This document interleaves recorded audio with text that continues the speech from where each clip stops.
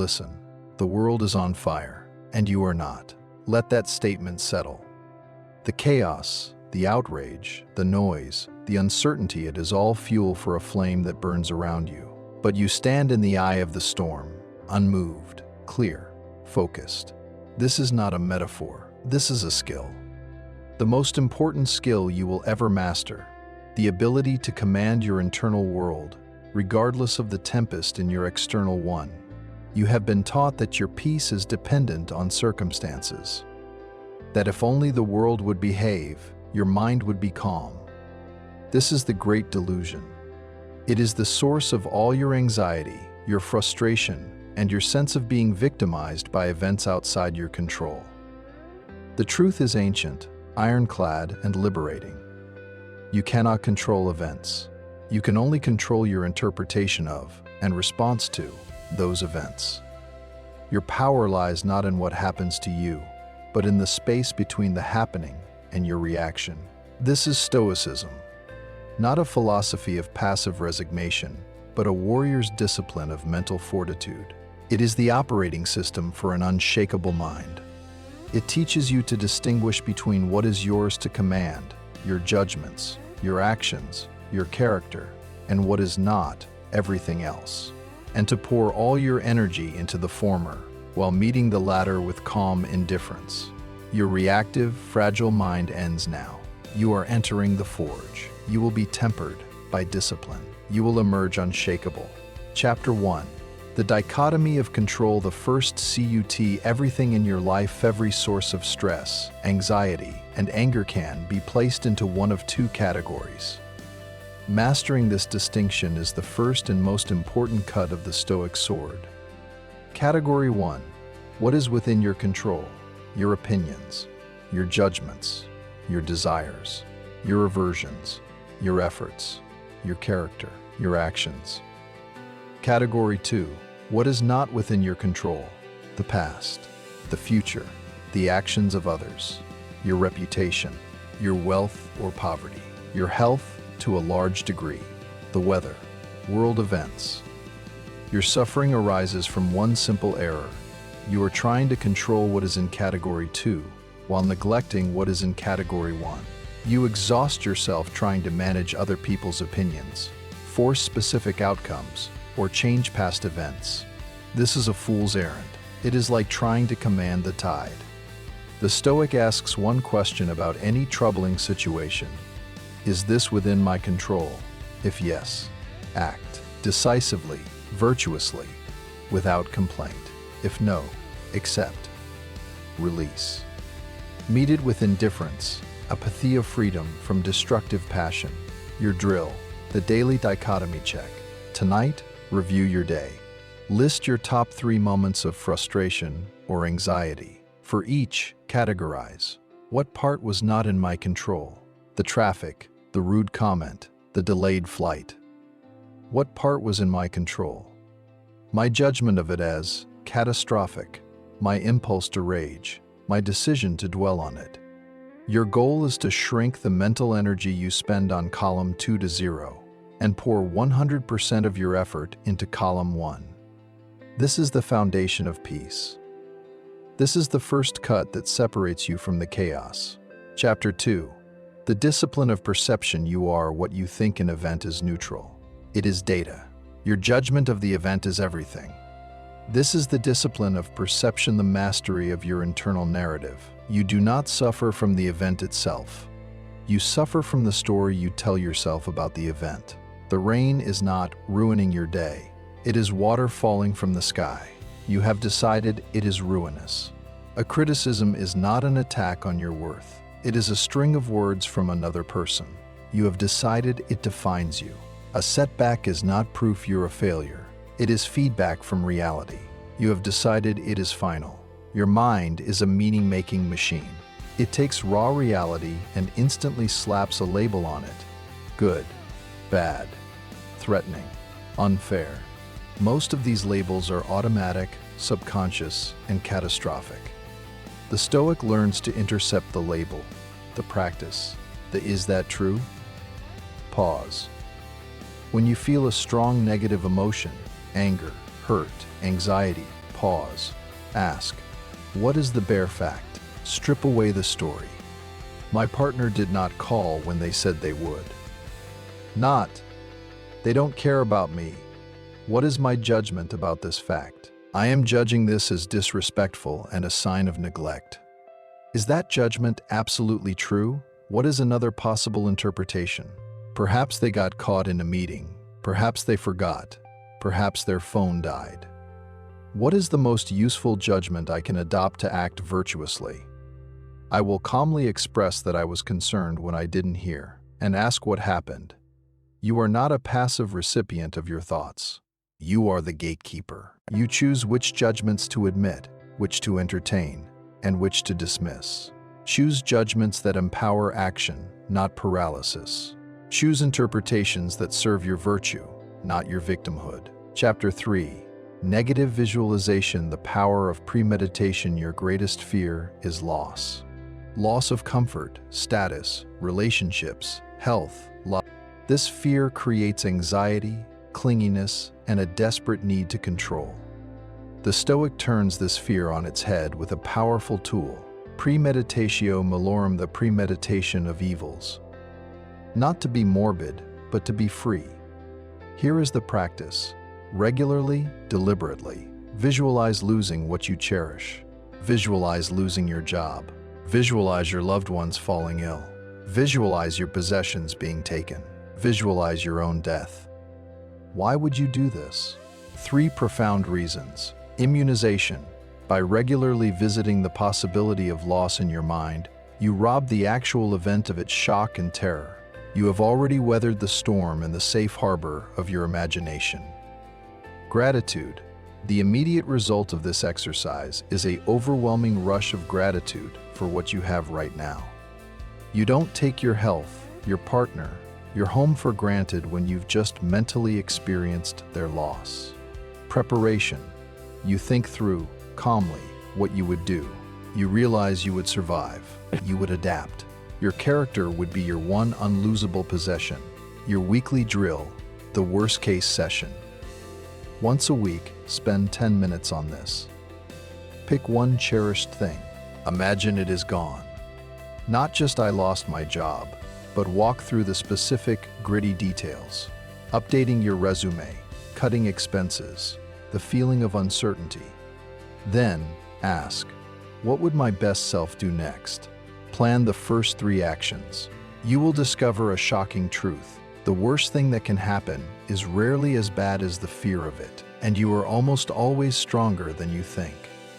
This practice builds an inner citadel that no external event can breach. Chapter 4. The view from above. Cosmic perspective. Your problems feel monumental because your perspective is myopic. You are staring at a speck of dust on your own nose. The view from above is a mental exercise to correct your scale. When overwhelmed, anxious, or ego-inflated, zoom out. First, see yourself from the ceiling of the room. See your small form at your desk, worrying. Now, zoom out further. See your city, your country, the continent, further. See the pale blue dot of Earth, hanging in the black void. See your lifespan as a tiny blip on the timeline of human history, itself a blink in the life of the cosmos. Your big problem? It is invisible from this altitude. The person who insulted you? A collection of atoms on a speck of dust. Your professional setback? A ripple in a pond that will be still in moments. This is not meant to make you feel insignificant in a depressing way. It is meant to liberate you. It reveals the absurdity of most of your worries.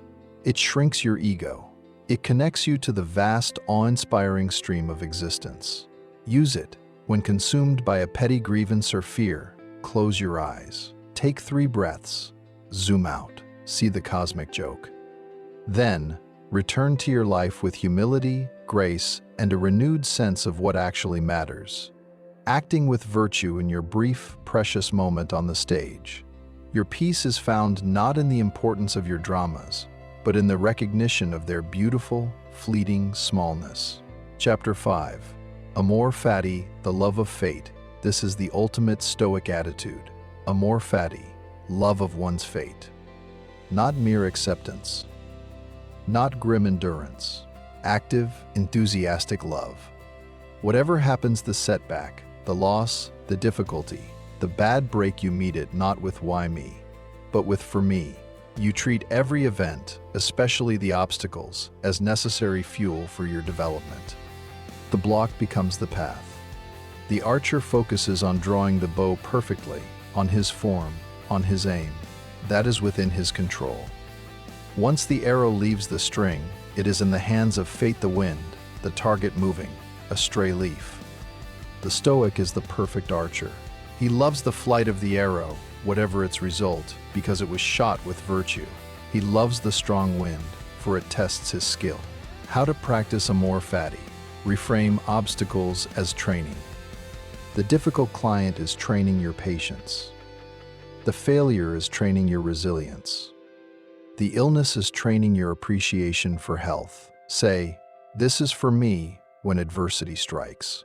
Silently, force it if you must. Your mind will start to look for the hidden gift, and it will always find one. See your life as a story.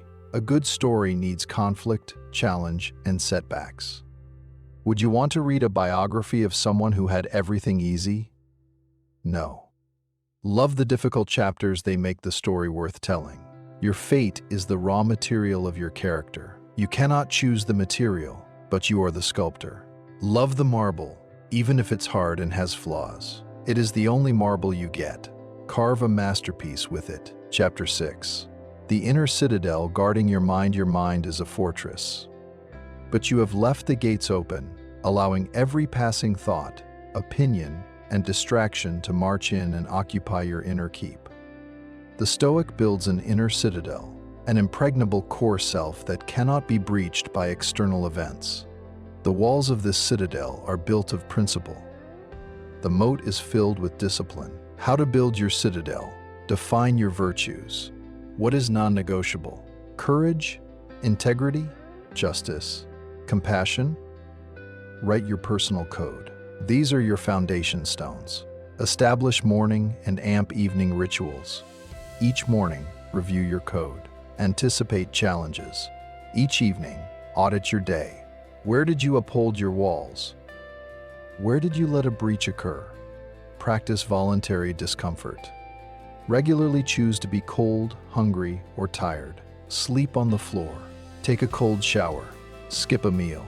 This is not masochism. It is training. It proves to yourself that your peace does not depend on comfort. It reinforces the walls.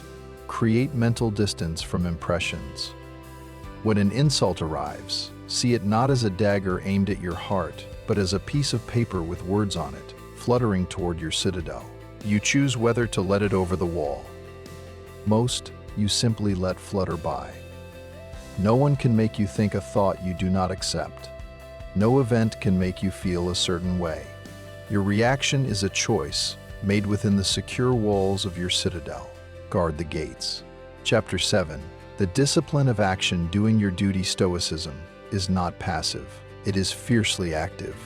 But its action is directed only at what is within your control, your own duty, here and now. The discipline of action means perform the action in front of you to the best of your ability, without attachment to the outcome. Focus on the process, not the prize. The carpenter does not obsess over whether the house will win awards. He focuses on making this joint true, this cut straight. The writer does not obsess over bestseller lists. She focuses on this sentence, this paragraph. The outcome is in category 2. The effort is in category 1. The mantra, my job is to do the work, not to judge the harvest. This dissolves anxiety. You are no longer responsible for the uncontrollable result, only for the quality of your contribution. You do the right thing for its own sake, because it is who you are. The rest is not your business, your daily practice, the task at hand. Whatever you are doing, washing dishes, writing a report, listening to a friend, give it your full, undivided attention. Do it as if it were the most important task in the world, because in this moment, it is. This is your duty. Fulfill it with excellence. The universe unfolds as it will. Your role is to play your part on this tiny stage with virtue and focus. Nothing more is asked. Nothing less is acceptable. Chapter 8. The art of Stoic joy. Eudaimonia. The goal of Stoicism is not grim austerity. It is eudaimonia, flourishing, a life of profound joy and fulfillment. But this joy is not found in pleasure. It is found in virtue. In the deep satisfaction of knowing you lived with integrity, courage, and wisdom, regardless of circumstances. Stoic joy is the feeling of a taut bowstring. It is the quiet contentment of a job well done. It is the fierce gladness of facing a fear. It is the gratitude for simply being able to act with character. This joy is unshakable because it is sourced internally. It does not depend on what you have, but on who you are. Cultivate Stoic joy. At day's end, reflect not on what you got, but on what you gave. Not on what happened to you, but on how you responded. Find joy in the effort itself, the sweat of your brow, the focus of your mind. Take pleasure in your own resilience. When you are slighted and choose not to be angry, feel the joy of that strength. Practice deep gratitude for the mere opportunity to practice virtue today. You are not here to be happy. You are here to be excellent. And in that excellence, you will find a joy that circumstance cannot touch. Chapter 9. The Stoic death. Meeting the end. With eyes open, all your fears ultimately point to one source: the fear of death, the ultimate loss, the final out-of-control event. The Stoic does not hide from death. He stares at it. He uses it as his most powerful guide for living. Memento mori. Remember, you must die. This is not a morbid obsession. It is a clarity device. Imagine you had 1 year to live. What would you start doing? What would you stop doing? Who would you forgive? What petty grievances would you release? You would live with urgency, focus, and love. The truth is, you do have a limited time. You just don't know the number. Live every day as if it could be your last by focusing on what matters, acting with virtue, loving fully, doing your duty. The mortality meditation. Once a week, contemplate your own death in detail. Not with fear, but with curiosity. Imagine the world continuing without you. Feel the liberation. All your social anxieties, your need for approval, your clinginess to status at all melts away in the face of this truth. Your death is not a tragedy. It is a natural event. Your character in facing it is what matters. Live so that when death comes, you can greet it as an old friend, knowing you played your part well and have nothing to regret. Chapter 10. The Unshakeable self. The integration. You are no longer the person who began this book. You have been tempered. You now carry the tools, the dichotomy of control to focus your energy, the discipline of perception to choose your judgments, negative visualization to build gratitude and resilience, the view from above to gain perspective, amor fati to love your fate, the inner citadel to guard your peace, the discipline of action to do your duty, the art of Stoic joy to find fulfillment within, memento mori to live with urgency and clarity. Integration is not about using these tools occasionally. It is about becoming them. They become your default operating system. When chaos strikes, you don't reach for the tool, you are the tool. You are calm. You assess. You act from principle.